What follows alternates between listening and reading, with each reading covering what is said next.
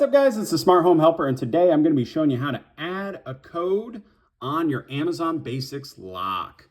So first things first, if you don't have a passcode, you're going to want to go ahead and get one added. I have a video on how to do that, but if you don't know your passcode, you can always reset, and the default code will be 4 zeros. So I've already got a passcode on here. It's 5432. I'm gonna hit the lock button, which is gonna take me to the menu. I'll click the 1 button, which will take me to the adding codes. I'll click the lock button again, and now I'm gonna type in my code. So we'll go 3434, and I'll hit the lock button to confirm. The green button says, hey, everything's good. One thing I'll suggest is you do not wanna use your passcode as the same as your code to open up the door. So that's something that you're gonna wanna do different. If you're having issues with the door locking or unlocking, you're gonna wanna go back to that rehanding step. So that's another thing with this lock.